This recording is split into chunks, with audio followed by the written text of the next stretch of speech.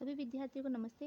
विद्यार्थियों, हम जो NIOS कक्षा 12 का जो गृह विज्ञान विषय है उसका चैप्टर नंबर 13 पढ़ रहे थे, आय का प्रबंधन।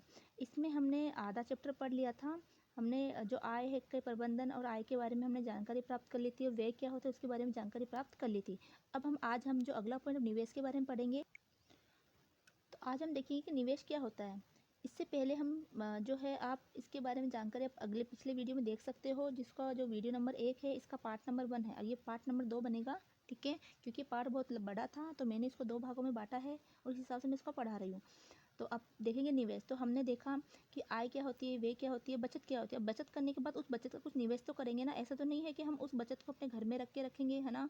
तो हम भविष्य के लिए उसको कैसे हम निवेश करें ताकि उसके अंदर भी उन पैसों में भी बढ़ोतरी हो जाए। मान लो आपने अपने साल भर में आपने 50,000 रुपये बचाए हैं। ठीक है, अब उस 50,000 रुपये को आप कैसे निवेश करो कि उसमें भी बढ़ोतरी हो जाए। ठीक है, तो अब हम निवेश के बारे में पढ़ेंगे। आप समझ चुके हैं कि आपकी बचत तुरंत खर्च करने के लिए नहीं होती है। तो आप बचत जो करते हो तुरंत तो खर्च होती नहीं है। बचत हमेशा भविष्य के उपयोग के लिए की जाती है। एक बात और, यदि आप अपनी बचत को घर में ही बक्से में बंद करके रखेंगे तो क्या होगा, क्या आपकी बचत बढ़ेगी? क्या नहीं, तो वह बढ़ती नहीं है। ठीक है, उसकी चोरी हो जाने का भी डर रहता है।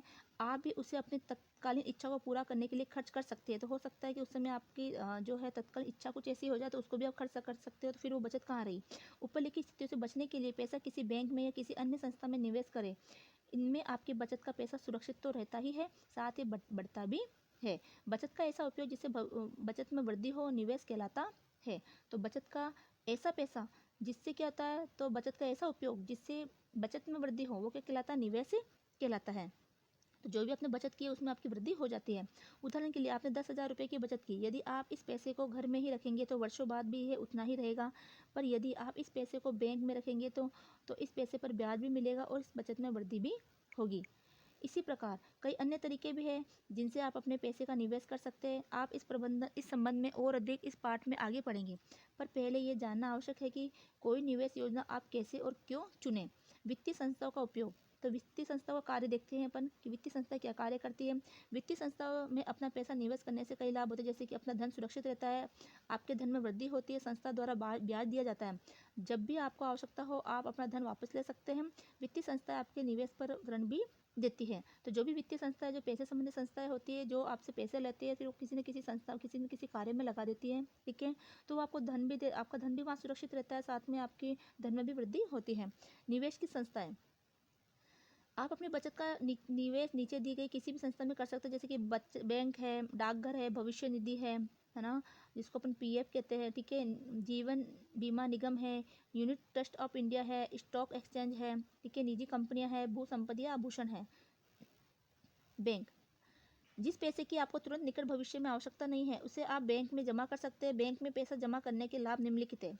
आपकी धनराशि सुरक्षित रहती है, आपकी बचत में वृद्धि होती है, जमा किए गए धन पर आपको ब्याज मिलता है। जब भी आवश्यकता हो आप बैंक में अपना पैसा निकाल सकते हैं। अपने जमा किए हुए पैसे के आधार पर आप बैंक से ऋण भी ले सकते हैं। बैंक में बचत खाता कैसे खोला जा सकता है, कैसे खोला जाता है। बैंक द्वारा बनाए गए विशेष आवेदन पत्र पर आप बचत खाता खोलने का आवेदन कर सकते हैं। इस फॉर्म में सभी संबंधित बातें भरने के अलावा आपको पासपोर्ट साइज की फ़ोटो और अपने नमूना हस्ताक्षर भी करने पड़ते हैं। किसी जाने माने व्यक्ति द्वारा बैंक में अपना परिचय दिया जाता है। ये व्यक्ति बैंक का ग्राहक, बैंक का कर्मचारी या अन्य कोई जाना माना व्यक्ति हो सकता है। इस प्रकार से बैंक को आपकी ईमानदारी, सच्चाई और वित्तीय स्थिरता का परिचय मिल जाता है। इसके बाद बैंक आपसे प्रारंभिक धनराशि लेकर जमा कर लेता है। आपको बैंक निम्नलिखित पुस्तिकाएं देता है। क्या देगा वो? चेकबुक देगा। इसका प्रयोग बैंक से पैसा निकालने के लिए किया जा सकता है। पासबुक देगा। ये एक प्रकार के बैंक में जमा आपके खाते के हिसाब किताब की प्रतिलिपि होती है कि जो भी आप जमा करते हो, जो भी निकालते हो, उसकी क्या होती है, ये प्रतिलिपि होती है, ये हिसाब किताब की डायरी होती है। बैंक खाता एक अकेला आदमी भी खोल सकता है या 2 व्यक्ति मिलकर एक साथ संयुक्त खाता भी खोल सकता है। इसमें कोई भी व्यक्ति बैंक खाते की कार्रवाई कर सकता है। इसमें एक व्यक्ति का नामजद होना आवश्यक है। आप किसी बैंक में बचत खाता केवल 1,000 रुपये से खोल सकते हैं, पर यह राशि बैंक द्वारा बदली भी जा सकती है। नामजद व्यक्ति वह होता है जो खाता धारक के मरणोपरांत जमा की गई राशि का उत्तरदायित्व होता है। जो हम जिसको हम नॉमिनी बोलते हैं, ठीक है। कि नामजद व्यक्ति कौन होता है, जिस मान लो आपने जो भी खाता खोला है, ठीक है, उस खाते के बाद में आपको उस खाते के अंदर एक व्यक्ति का अन्य का भी नाम देना पड़ता है ना। तो वो क्या करता है, वो नामजद व्यक्ति होता है, यानी एक नॉमिनी होता है। कि अगर जिस व्यक्ति का खाता है, अगर वो खाता है, मर जाता है वो व्यक्ति ना, उसकी मृत्यु हो जाती है ना, तो मरने के बाद जो उस खाते के अंदर जो पैसे पड़े हुए उसका अधिकारी जो होगा वो क्या कहलाएगा, नामजद व्यक्ति कहलाएगा, ठीक है। तो ये नॉमिनी भी बोलते हैं हम इसको। अब ये डाकघर, अब डाकघर में क्या होता है, डाकघर में पैसा निवेश करने के लिए निम्नलिखित लाभ है। ये सुविधाजनक स्थान पर बने होते हैं, ठीक है।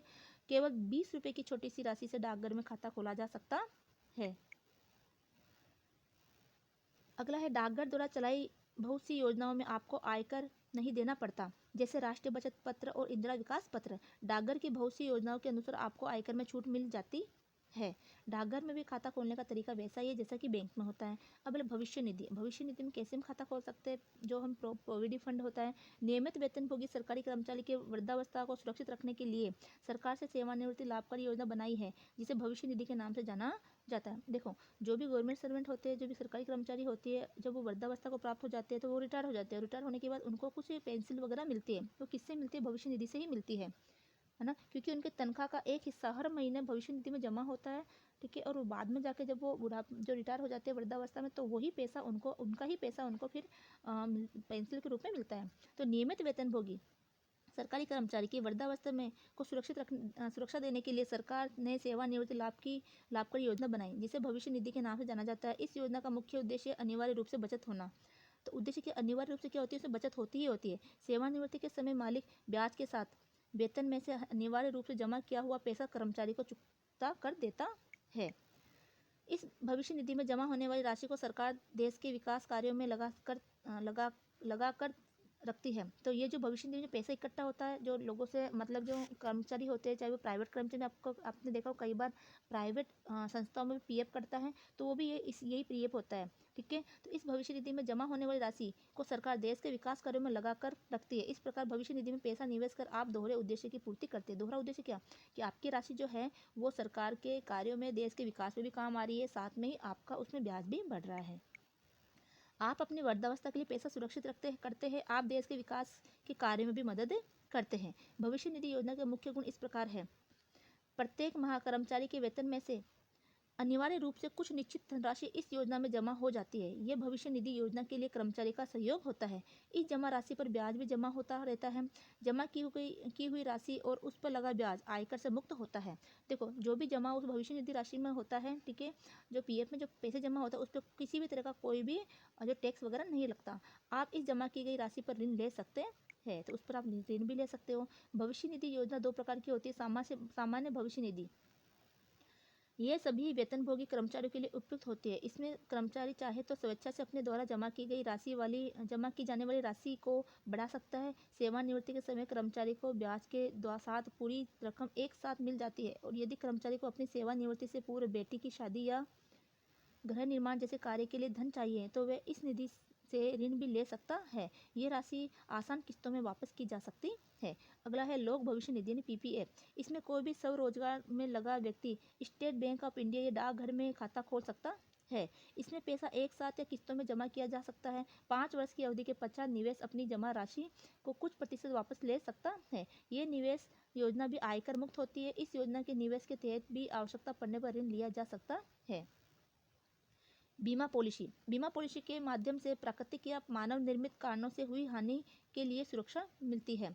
जब कोई आदमी बीमा पॉलिसी लेता है, उसे बीमा कंपनी के साथ एक समझौता करना पड़ता है। समझौते के अनुसार बीमा करवाने वाले व्यक्ति को प्रति माह एक निश्चित रकम का भुगतान करना पड़ता है, जिसे प्रीमियम कहते हैं। तो जो बीमा करने वाला व्यक्ति होती है, बीमा करवाने वाला व्यक्ति है, उसको प्रति माह प्रीमियम के रूप में एक निश्चित राशि जमा करवानी होती है। इसके बदले में बीमा कंपनी बीमा करवाने वाले के नुकसान की पूरी कीमत भी अदा करते हैं। अगर कोई उसको नुकसान हो गया, ठीक है, तो उसका भी वो उस कीमत का जो है उसकी पूरी कीमत का भी अदा करता है। बीमा दो प्रकार का होता है। सामान्य बीमा, पहला कौन सा है, सामान्य बीमा। इस प्रकार का बीमा चोरी, आग, बाढ़, सूखा आदि के नुकसान का पूरा हर्जाना देता है। इसमें ज़्यादातर 1 वर्ष का ठेका होता है। इसमें बीमित व्यक्ति निश्चित अवधि के अंतराल पर प्रीमियम देता है। प्रीमियम या बचत राशि इस बात पर निर्भर करती है कि ली गई पॉलिसी की कुल धनराशि कितनी है तथा कितनी अवधि के लिए है। बीमित व्यक्ति को यदि किसी कारण दुर्घटनावश कोई हानि होती है तो बीमा कंपनी उस हानि के अनुसार पूरा पैसा बीमा वाले व्यक्ति को लौटाती है। जो हानि हुई है उसका वास्तविक मूल्य या बीमा पॉलिसी की राशि जो भी कम होता है वह चुकाया जाता है। इस पॉलिसी के कुछ लाभ इस प्रकार हैं। ये एक सरल और अनिवार्य रूप से बचत का तरीका है। ये किसी भी हानि या दुर्घटना की संभावना के प्रति सुरक्षा प्रदान करता है। तो आपने देखा होगा सामान्य बीमा वगैरह कराया जाता है, ठीक है, जो चोरी है, आग है, बाढ़ है, सूखा आदि के नुकसान पर हर्जाना प्राप्त करने के लिए किया जाता है। तो ये हो गया सामान्य बीमा। अगला है जीवन बीमा। तो जीवन बीमा भी करवाया जाता है जो आप LIC से करवाते हो, लाइफ इंश्योरेंस है। ये भी एक प्रकार का प्रतिबंध है और निश्चित अवधि के अंतराल में प्रीमियम देना पड़ता है। तो इसमें भी क्या होता है, आपको जीवन बीमा कराते थे कुछ निश्चित अवधि में 1 महीने पर या 3 महीने 6 महीने पर आपको कुछ प्रीमियम में कुछ पैसे उसमें जमा करवाना पड़ता है। पॉलिसी की कुल राशि और कितने समय के लिए है, प्रीमियम इस बात से निर्धारित होता है कि पॉलिसी की राशि कितने महीने के लिए और कितने समय के लिए कितनी राशि है, तो यही उस प्रीमियम पर निर्धारित होता है। तो उसी के आधार पर जो प्रीमियम है, जो पैसे आपको जमा करवाना है वो निर्धारित होते हैं। इस अवधि के समाप्त होने पर जमा की गई बचत राशि ब्याज के साथ वापस कर दी जाती है। यदि बीमित व्यक्ति की मृत्यु हो जाती है, पॉलिसी की रकम नामजद किए गए व्यक्ति को दी जाती है। नामजद किए गए व्यक्ति को लाभभोगी कहा जाता है। नामजद मतलब अभी ने पढ़ा अपने नॉमिनी, तो नॉमिनी होता है उसको, अगर किसी बीमित व्यक्ति की मृत्यु हो गई, ठीक है, तो जो उसका नॉमिनी होगा उसको पैसे मिलेंगे, तो उसको क्या बोलेंगे, लाभभोगी व्यक्ति कहा जाता है। जीवन बीमा के लाभ, ये एक सुरक्षित निवेश है। जीवन बीमा क्या है, एक सुरक्षित निवेश। ये आर्थिक सुरक्षा देता है। मृत्यु या दुर्घटना होने पर आवश्यकता अनुसार जमा किया पैसा मिल जाता है। प्रीमियम में दी गई राशि पर आयकर से छूट मिलती है। यह अनिवार्य बचत का सरल तरीका है। बीमा कंपनी की पॉलिसी से जमा की गई धनराशि के आधार पर ऋण भी लिया जा सकता है। अगला है यूनिट खरीदना, ठीक है। आप अपने नाम से या अपने साथ किसी नाम को संलग्न करके भारतीय यूनिट ट्रस्ट या यूनिट से यूनिट भी खरीद सकते हैं। प्रत्येक यूनिट का खरीद मूल्य 10 होता है, 10 रुपये होता है। कम से कम 100 यूनिट आप एक बार में खरीद सकते हैं। प्रत्येक वर्ष जून के महीने में भारतीय यूनिट ट्रस्ट अपने लाभ में से कुछ अंश डिविडेंड के रूप में यूनिट धारकों को देता है। यूनिट के में निवेश करने के निम्न लाभ है। आपको नियमित ब्याज प्राप्त होता है। निवेश किए गए पैसे पर आपको आयकर में छूट मिल जाती है। डिविडेंड के रूप में आप जो राशि प्राप्त करते हैं उस पर आयकर नहीं लगता। जब आपको धन की आवश्यकता हो तो आप अपने यूनिट प्रमाण पत्रों को UTI को बेच सकते हैं। UTI समय समय पर अपनी पुनर्खरीद योजना घोषित करती है। आप किसी अन्य व्यक्ति के नाम पर यूनिट स्थानांतरित कर सकते हैं। ये एक पूर्ण सुरक्षित निवेश है। आयकर में छूट समय समय पर सरकार की नीतियों के अनुरूप बदल जा सकती है। अब है शेयर खरीदना। निजी कंपनियां अपने विकास के लिए धनराशि अर्जित करने के लिए अपने शेयर जनता को बेचती है। जब आप किसी कंपनी का शेयर खरीद लेते हैं तो आप उस कंपनी के आंशिक साझेदार हो जाते हैं। साझेदारी होने के कारण आपको कंपनी में हुए लाभ और घाटा दोनों ही हिस्सेदार बनना पड़ता है। अतः शेयर खरीदते समय अच्छी और स्थायी कंपनी को पता लगाकर ही शेयर खरीदना चाहिए। तो आपको शेयर खरीदते समय आपको ये देखना चाहिए कि वो कंपनी स्थायी हो और अच्छी कंपनी हो, तो ही आप उसका शेयर खरीदें। इस तरह धनराशि को निवेश करने का सबसे बड़ा लाभ ये होता है कि कभी कभी आप बहुत शीघ्र बहुत बड़ा लाभ प्राप्त कर लेते हैं, परंतु ऐसा नहीं होता। लेकिन हमेशा ही ऐसा नहीं होता। क्या टेलीविज़न पर समाचार देखते सुनते हैं, संसेक समाचार में आप देखते होंगे कि संसेक या तो बढ़ता है या नीचे गिरता है। जब संसेक निम्न स्तर पर होता है तब आपको शेयर में घाटा होने की संभावना रहती है। अगला है डिबेंचर खरीदना। डिबेंचर को ब्रांड भी कहा जाता है। डिबेंचर को क्या कहा जाता है, ब्रांड। जब आप किसी कंपनी को डिबेंचर खरीदते हैं तो इसका अर्थ है कि आपने उस कंपनी को अपना पैसा ऋण दिया है। इसके बदले में कंपनी आपको आपके निवेश की हुई धनराशि ही नहीं लौटाती, पर निवेश अवधि के अंतर में नियमित ब्याज भी भेजती रहती है। निवेश की गई धनराशि भी देती है, ठीक है, साथ में जो उस पर जो ब्याज बना है वो भी आपको देती है। यदि हम इस प्रकार के निवेश की तुलना शेयर खरीदने से करें तो डिबेंचर में निवेश करना अधिक सुरक्षित है। तो डिबेंचर में निवेश करना क्या है, अधिक सुरक्षित। आपको अपना पैसा और ब्याज मिलेगा ही मिलेगा, यानी आपको अपना पैसा और ब्याज तो मिलेगा ही मिलेगा, चाहे कंपनी को लाभ हो या घाटा। अगला है भू संपत्ति आभूषण में निवेश। यदि आपके पास काफ़ी पैसा है तो आप इन दोनों में से कुछ भी या दोनों ही खरीद कर रख सकते हैं। जब इनके दाम बढ़े हुए हो और आपको आवश्यकता हो तो इनको बेचकर लाभ अर्जित कर सकते हैं। इनमें निवेश करने में कठिनाई ये आती है कि हो सकता है कि जब आप भू संपत्ति बेचना चाहे तो आपको कोई खरीदार जल्दी न मिले। इसी प्रकार आभूषण को बेचने के समय बट्टा टाका आदि के रूप में घाटा उठाना पड़ता है। पैसे की आवश्यकता पड़ने पर आप भू संपत्ति आभूषण को गिरवी भी रख सकते हैं। नीचे दिए गए चार्ट के माध्यम से विभिन्न निवेश संस्थाओं की योजनाओं में निवेश करने से जमा राशि की सुरक्षा, धन निकासी की सरलता तथा तरलता, अच्छी वृद्धि, आयकर में छूट और ऋण आदि इन संबंधी विशेषताओं को समझा जा सकता है। तो देखो ये अलग अलग धनराशि वगैरह दे रखी है कि सरल है, सुरक्षा है, तरलता है, जमा राशि की अच्छी वृद्धि होती है, आयकर में छूट होती है, ऋण सुविधा होती है। ये किस में होती है? बैंक में होती है। ठीक है, डाकघर में भी बता रखा है, राष्ट्रीय बचत पत्र है, सामान्य है, ये सभी चीज़ें में आपको बता रखा जो हमने अभी पढ़ा है। अब निवेश योजना के चुनाव को प्रभावित करने वाले कारक कि हम जो भी निवेश योजना का जो चुनाव करते हैं कि हमें कहाँ निवेश करना है, बैंक में करना है या हमें पीपीटी फंड लेना है, ठीक है ना, या फिर हमें एलआईसी करवानी है, जो भी है उसको हम प्रभावित करने वाले कुछ कारक होते हैं वो हम यहाँ देखेंगे। बैंक में तथा अन्य बचत संस्थाओं में कई तरह की निवेश योजनाएं हैं जो अलग अलग आय के व्यक्तियों के लिए होती है। किसी भी योजना में अपना पैसा लगाने से पहले आप नीचे लिखी बातों पर अवश्य ध्यान दें। आपकी बचत की क्षमता, यानी आप कितना बचत कर सकते हैं। यदि आप थोड़ी थोड़ी बचत कर पाते हैं तो आप ऐसी योजना न चुनें जिसमें कम से कम जमा करने वाली रकम बहुत अधिक हो। ठीक है, तो अगर आपकी बचत कम है तो आप कम बचत वाली जो है वही आप तरीके चुनें, वही योजना चुनें। जहाँ ज़्यादा पैसे की बचत करनी पड़ती है, आपको ज़्यादा पैसे जमा करवाने पड़ते हैं बचत के लिए, वो आप योजना नहीं चुननी है। निवेश की सुरक्षा, बचत करना आसान नहीं है। आपने बहुत परिश्रम से कुछ ज़रूरतों को पूरा न करके कुछ राशि जमा की है, अतः निश्चित ही आप चाहेंगे कि आपकी बचत पूर्ण रूप से सुरक्षित हो। अपने निवेश के लिखित प्रमाण पत्र बहुत सुरक्षित रखें और ध्यान रखें कि कुछ ऐसी भी योजनाएं होती है जो बाजार के उतार चढ़ाव के कारण ब्याज नहीं दे पाती। ऐसी योजनाओं से बचना चाहिए। तो ऐसी योजनाओं से भी आपको बचना है। ब्याज की उच्च दर में क्या होगा कि जितनी अधिक लंबी अवधि के लिए आप अपना पैसा किसी संस्था में लगाएंगे उतनी ही ब्याज की दर भी बढ़ जाती है। साथ ही अलग अलग संस्थाएं अलग अलग अवधि के लिए अलग अलग ब्याज देती है। ऐसी संस्थाएं जो तुरंत पैसा चाहती है ब्याज की दरें ऊंची रखती है। पैसा लगाने से पहले आपको संस्था की विश्वसनीयता की परख भली भांति कर लेनी चाहिए। अगला तरलता, सरलता से धन की वापसी। तरलता का मतलब होता है जहां धन वापस सरलता से मिल जाए। कभी कभी गृहस्थी में ऐसा समय आ जाता है कि आपको अचानक अपना जमा किया हुआ पैसा वापस चाहिए होता है। तरलता से आप अपनी निवेश की हुई बचत को जरूरत के समय सरलता से निकाल सकते हैं। कुछ ऐसी संस्थाएं हैं जहां निश्चित अवधि से पहले आप पैसा वापस निकाल ही नहीं सकते। ठीक है, तो कुछ ऐसी संस्थाएं भी होती है जहाँ पर निश्चित अवधि से पहले जो समय आपको उन्होंने निश्चित दिया है कि उतने मान लो 2 साल, 5 साल, 10 साल, उससे पहले आप पैसा नहीं निकाल सकते। अपनी पूरी बचत यदि आप ऐसी योजना में निवेश कर देंगे तो जरूरत के समय आपको पैसा वापस लेने में बहुत कठिनाई होगी। अगला अन्य लाभ, ब्याज की उच्च दरों के अतिरिक्त संस्थाएं दूसरे कुछ लाभ भी देती हैं जैसे डिविडेंड लाभांश और आयकर में छूट। क्रय शक्ति, निवेश की अवधि समाप्त होने पर आपके धन की वृद्धि की कीमत उस समय की बढ़ी हुई महंगी कीमतों के बराबर या दुगनी होनी चाहिए। निवेश या सुविधाजनक स्थान, अधिकतर निवेश में लिखा पढ़ी बहुत होती है ना। यदि वह संस्था आपके लिए सुरक्षाजनक स्थान पर होगी तो बिना अधिक समय बर्बाद किए आप अपने काम कर सकते हैं।